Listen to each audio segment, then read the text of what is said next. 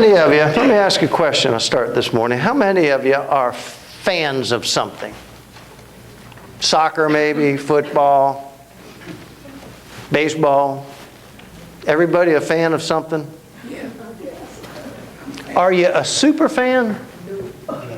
You're not a super fan? Not one of these crazies that...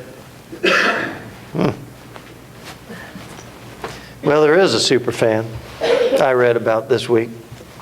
His name is, I can't pronounce it, so bear with me a minute. Ali Demirkaya. Ali Demirkaya.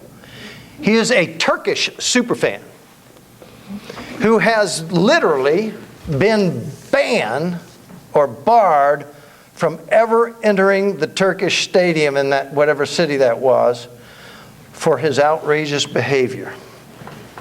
He has been banned. Could you imagine being banned from a stadium? That you're never allowed to go back in and watch the team play? You're never allowed to go to Outdoor World down here and see whoever's playing play again. So you know what he did? He's a super fan. He's got to have it. That's his whole life. He lives for it.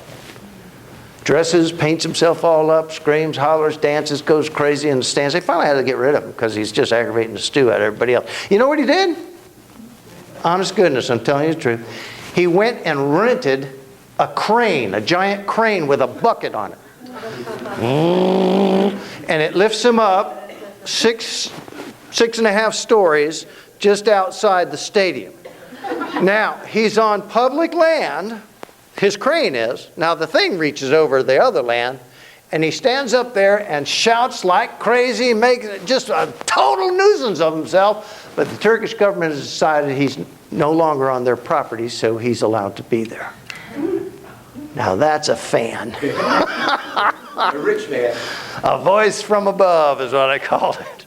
Don't always listen to those voices from above. It may be some lunatic in a bucket.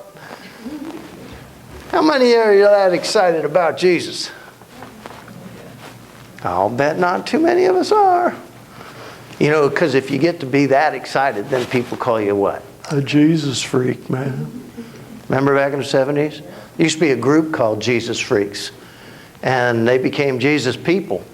And they got into their whole rigmarole.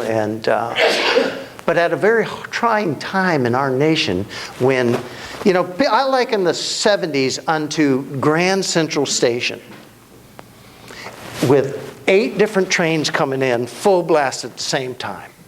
And not one of them was willing to yield to the other. Can you imagine what happened?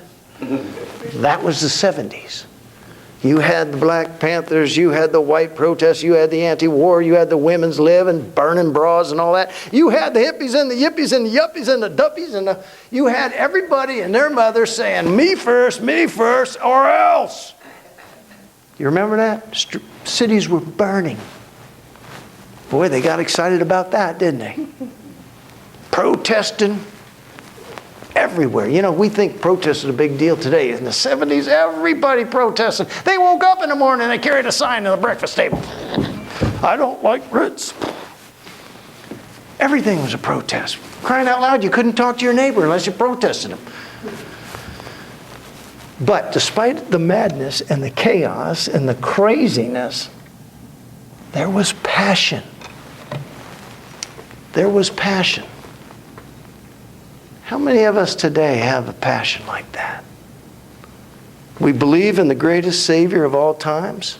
We believe in the greatest event in the history of humankind.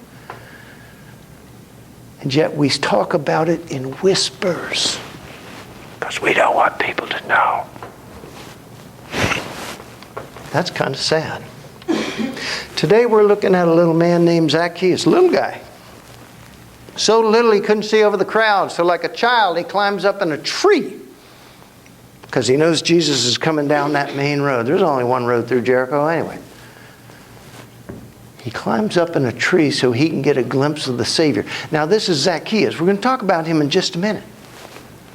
Why would a guy who has nothing to do with Jesus or God or anything, in fact he works for the Romans, want to see Jesus? Enough to fight the crowds, to climb a tree, and to wait. Maybe there's a passion there we need to look at. Why don't you stand up for me one time, and we're going to